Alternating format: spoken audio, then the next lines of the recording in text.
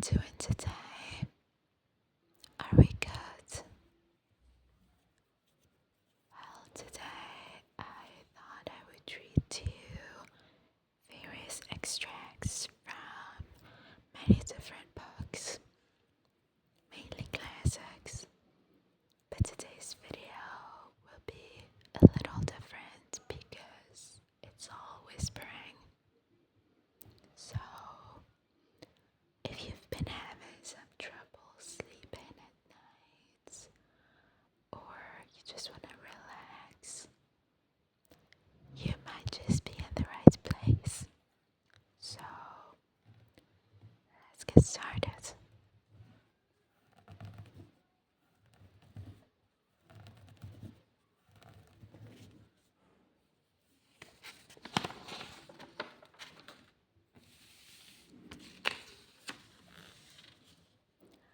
Our first extract today is from the novel Coketown by Charles Dickens. I'm sorry, the novel is called Hard Times by Charles Dickens. It was written in 1854. So, let's start reading, shall we? Coketown, to which Messrs. Boundary and Gradgrind now walked, was a triumph of fact. It had no greater taint of fancy in it than Mrs. Gradgrind herself. Let us strike the keynote, Coketown, before pursuing our tune. It was a town of red brick, or of brick that would have been red if the smoke and ashes had allowed it. But as matters stood, it was a town of unnatural red and black, like the painted face of a savage. It was a town of machinery and tall chimneys, out of which interminable serpents of smoke trailed themselves forever and ever, and never got in coils. It had a black canal in it, and a river that ran purple with ill-smelling dye, and vast piles of buildings full of windows where there was a rattling and a trembling all day long, and where the piston of the steam engine worked monotonously up and down, like the head of an elephant in a state of melancholy madness.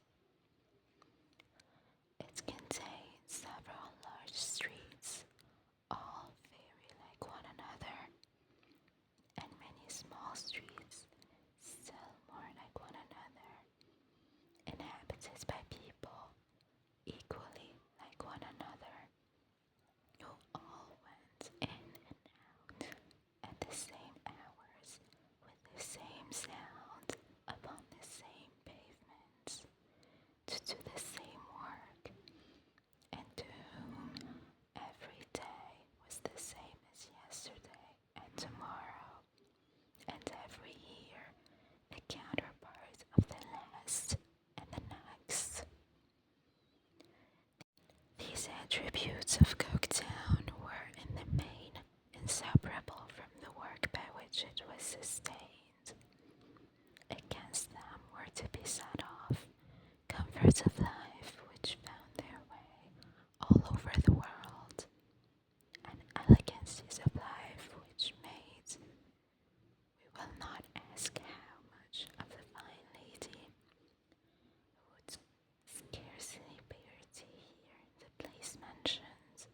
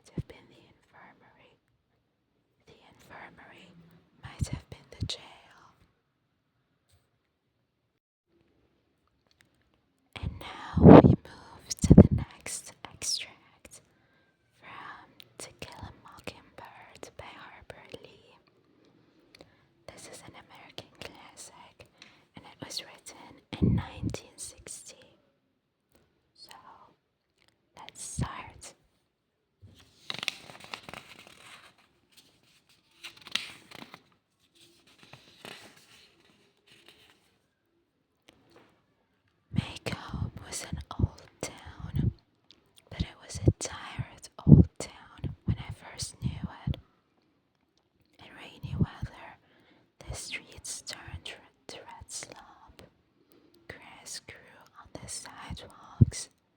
The courthouse sagged in the square.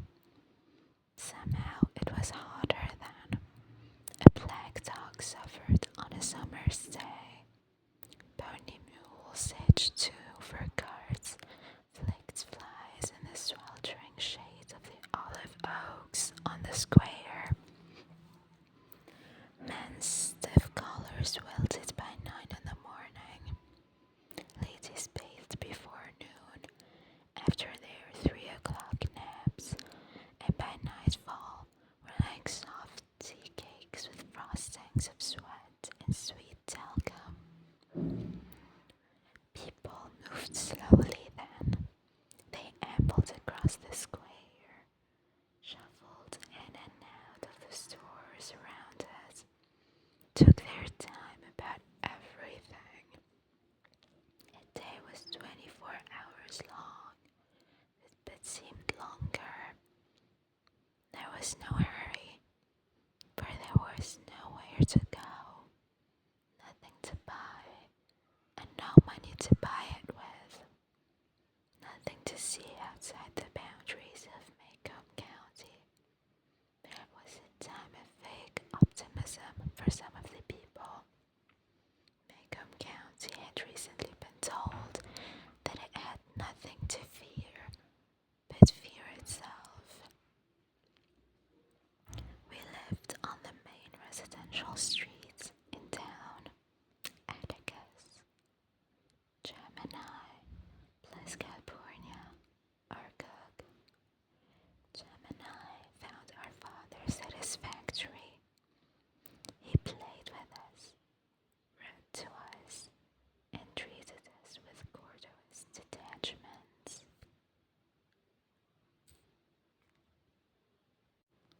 The end. And now, a book by the one and only Toni Morrison, A Mercy, 2008. His own Rebecca seemed ever more valuable to him than the rare times he was in the company of these rich men's wives, women who changed frocks every day and dressed their servants in sacking.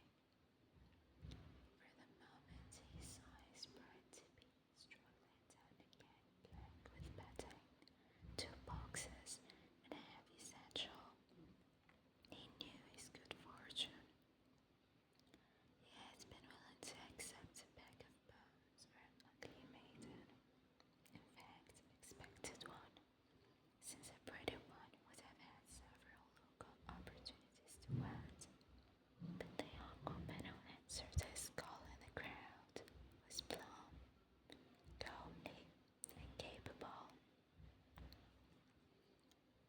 Worth every day of the long search made necessary, because taking over the patronship required a wife, and because he wanted a certain kind of mate, an uncharged woman of childbearing age, obedient but not groveling, literate but not proud, independent but nurturing, and he would accept no scold. Just as the first mate's report described her, Rebecca was ideal.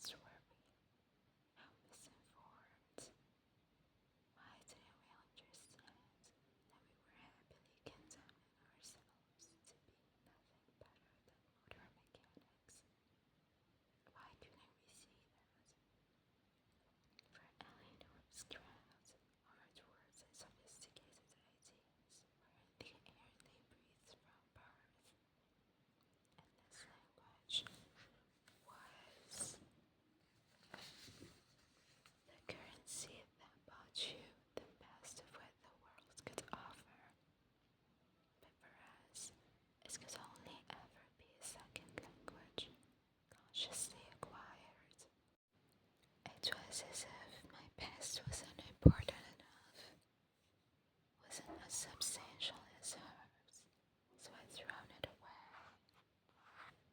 I never talks about mom and dad's or the suburbs, and once I practically stopped talking at all, my voice choking in my throat, sweating a million hours as my accent was cute. You've got a street voice, Kitty. You're not. You're from South London, so that's how you speak. It's like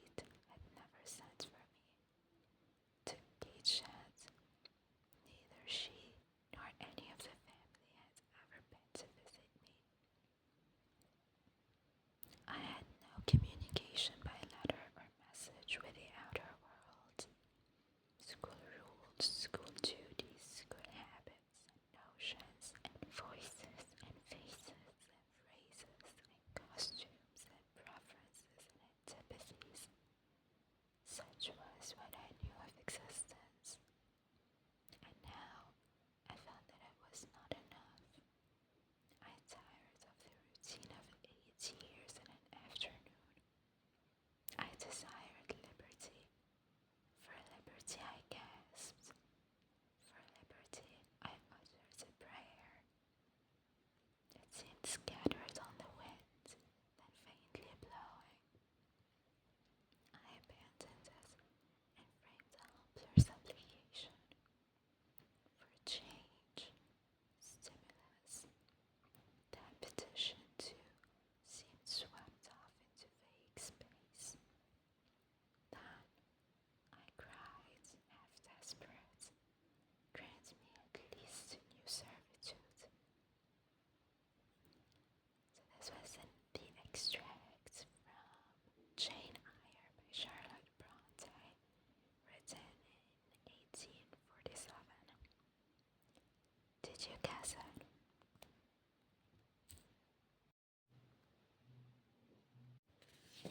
Our final extract for today is from The Awakening by Kate Chopin, 1899.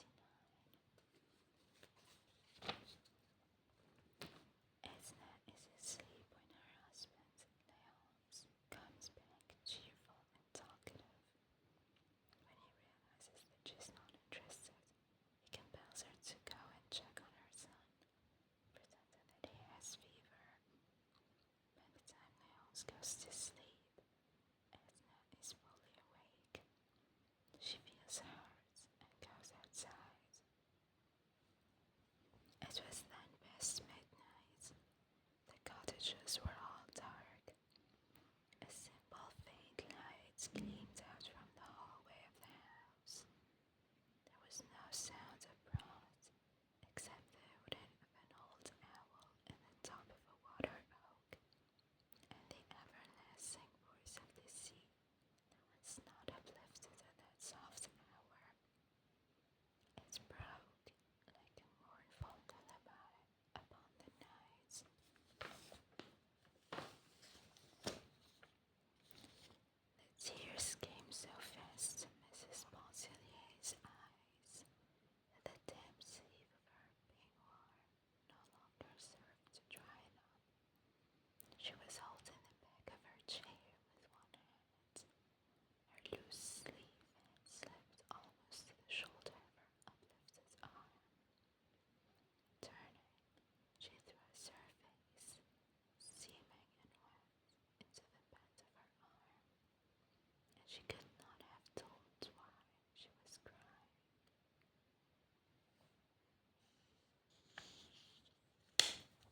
Such experiences as the foregoing were not uncommon in her married life. They seemed never before to have weighed much against the abundance of her husband's kindness and a uniform devotion, which had come to be tacit and self-understood, an indescribable oppression which seemed to generate in some unfamiliar part of her consciousness, filled her whole being with a vague anguish. It was like a shadow, like a mist passing